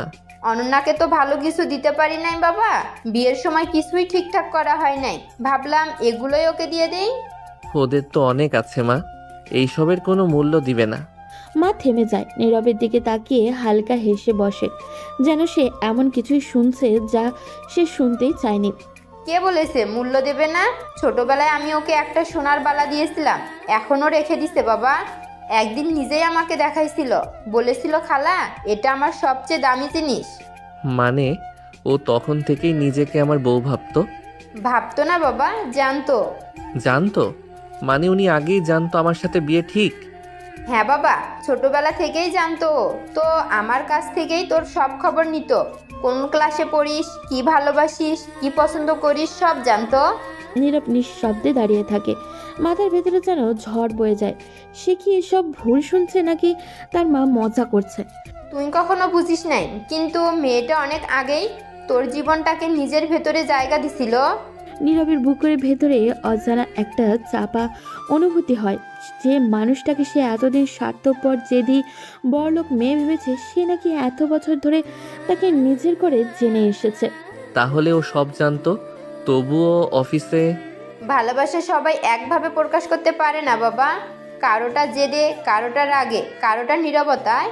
নীরব কিচ্ছু বলে না, শুধু নিচের দিকে তাকিয়ে থাকে। চোখের সামনে ভেসে ওঠে অনন্যার রাগী মুখ, আবার সেই মুখে অবহেলা, শুকিয়ে যাওয়া চোখ। গভীর রাত, ঘরের আলো আধো জ্বলা। নীরব ধীর পা ফেলে নিজের রুমে ঢুকতেই থমকে যায় সে। দেখে অনন্যা সোফায় কুঁকড়ে ঘুমিয়ে আছে, শাড়ির আঁচল এলোমেলো, চোখের নিচে ক্লান্তির ছাপ, সারাদিনের না বলা কষ্ট যেন মুখে লেখা। নীরব ধীরে ধীরে কাছে এগিয়ে আসে। এভাবে সোফায় কেন শুয়েছ? বিছানায় শুয়ে পড়ো। অনন্যা চোখ মেলে তাকায়, চোখে ঘুম, তার চেয়েও বেশি অভিমান। নীরব তো তার সাথে তেমন কোনো কথাই বলে না, আজ হঠাৎই বলছে কেন? না, আমি আর তোমাকে বিরক্ত করতে চাই না। কথাগুলো শুনে নীরবের বুকের ভেতরে কিছু একটা মোচড় দেয়। সে আর কিছু বলে না, শুধু নিচু হয়ে খুব সাবধানে অনন্যাকে কোলে তুলে। অনন্যা প্রথমে একটু নড়ে ওঠে। কি করছো? নামাও আমাকে। চুপ করো, ঘুম ভাঙাবো না আর।